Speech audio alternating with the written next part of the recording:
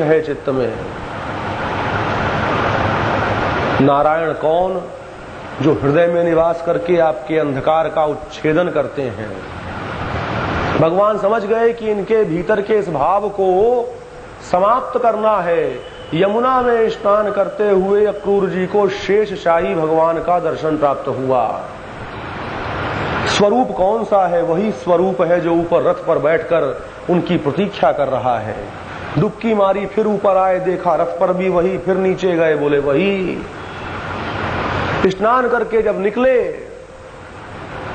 तो विस्फारित नेत्रों से देखते हैं। बोले चाचा जी क्या देख लिया? अरे बोले तुमको देख लिया, देखने को क्या बचा।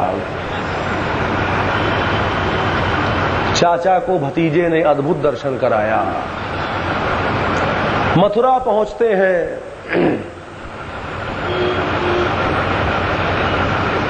मथुरा में प्रविष्ट होते ही वातावरण को अनुकूल बनाना है। अनुकूल कैसे बने? बोले कंस का धोबी मिलता है, रजक, छोटा मोटा धोबी नहीं है, मल्टीनेशनल कंपनी का डायरेक्टर है। शासक के कपड़े धोता है, बड़े बड़े गधों के ऊपर कपड़े लद करके जाते हैं। भगवान रोकते हैं, अरे रुक जा भैया रुक जा, हम तो बनवासी हैं, ग्वाल वाले हैं, हमें अच्छे कपड़े दे दे। कितने प्यार से मांगा, अरे वस्त्र दे दे।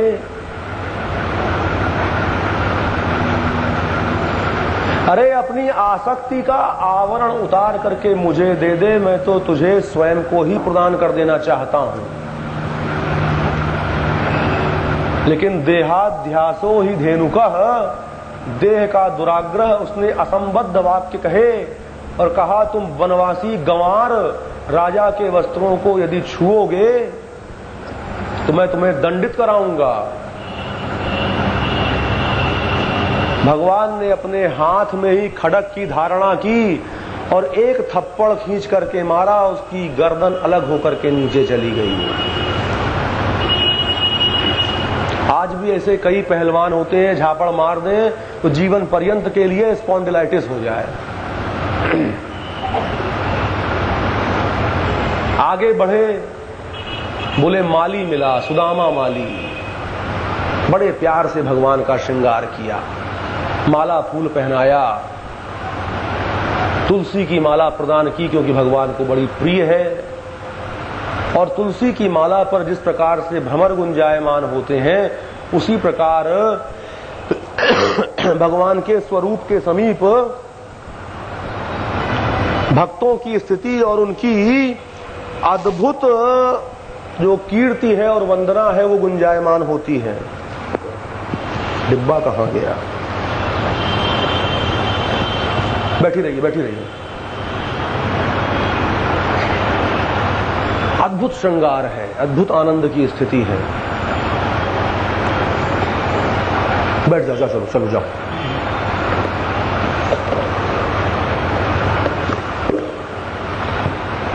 परिणाम क्या हुआ? बोले जो कंस के नित्य सेवक हैं, जिनकी उसमें बहुत अधिक स्वामी भक्ति है, वो सब भयभीत हो गए। जिनकी कंस के प्रति द्वेष बुद्धि है और नारायण में सहज प्रीति है, वो सब स्वयमेव भगवान के पक्षधर हो गए। भगवान आगे बढ़ते हैं, कौन मिलती है? बोले कुब्जा मिलती है, त्रिवक्रा है, साक्षात भगवती सत्यभामा का अंश है।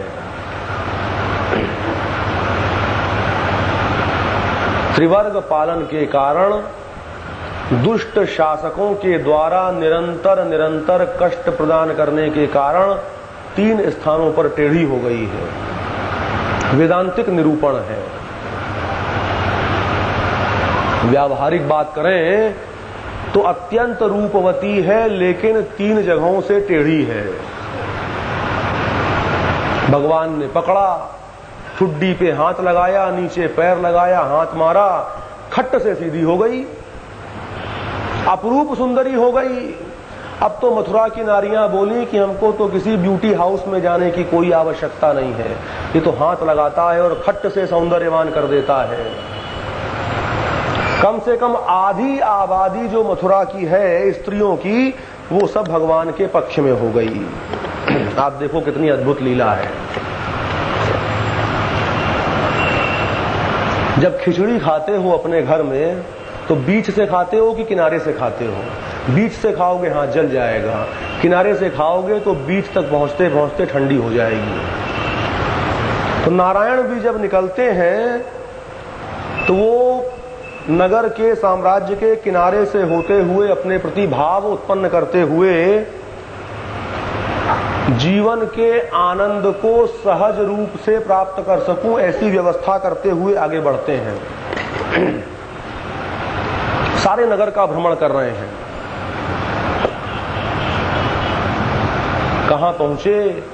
बोले जहां पर धनुष रखा हुआ है। किसका? कंस का। कंस को प्रदान किया धनुष परशुराम जी ने कि अगर इस धनुष को किसी ने उठा लिया तो तेरी मृत्यु सुनिश्चित है।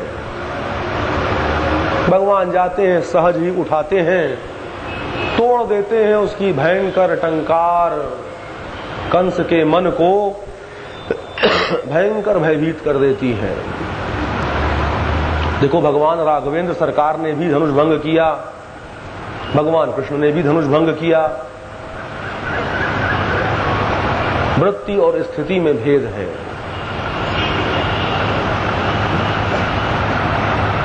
भयंकर युद्ध हुआ, सारे सेवकों का वध करके भगवान पुनः अपने डेरे पर लौट आए। और भागवतकार कहते हैं, सुखदेव जी कहते हैं, भगवान बहुत थक गए थे तो उन्होंने क्या खाया? बोले खीर खाई और पूरी खाई। क्या बढ़िया खीर रही होगी, मजा आ गया होगा। साधुओं में एक शब्द बड़ा प्रचलित है। जब कोई साधु पूछता है मठ का कि कहो बाबा क्या खाया? बोले कुछ खास नहीं खाया, काली रोटी धौरी दाल। ये मठों से संबद्ध लोग जानते हैं। काली रोटी तो हो गई, मालपुआ धौरी दाल हो गई, बढ़िया मलाई पड़ी हुई खीर। तो चेला तो समझा कि गुरुजी बड़े भयंकर संयमी है और सामने वाला समझ गया कि माल काट के आ रहे हैं। काली रोटी धौरी दाल। भगवान ने जम करके दुग्धपान किया, मलाई खाई, खीर खाई। क्यों? बोले अभी बड़ा श्रम करना है। सो गए। रात्रि काल में कंस को भयंकर भयंकर स्वप्न दिखाई देते हैं।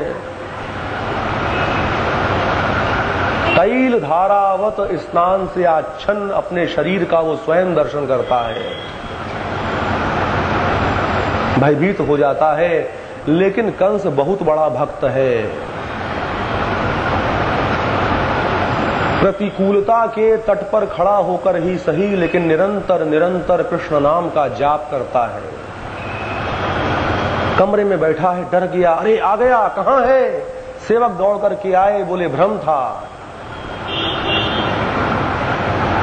गोपियां भी बड़ा कष्ट उठाती हैं। या दोहने अवहनने मथनोपलेप पें खैंक नार वरुदितौ क्षण मार्जनादौ गायन्ति चैन मनुरक्त धियो अश्रुकंठ्यो धन्या स्त्रियः उरुक्रम चित्तमानः। धन्य है ब्रज की गोपियां जिनकी आंख में निरंजन अंजन बन करके निवास करता है।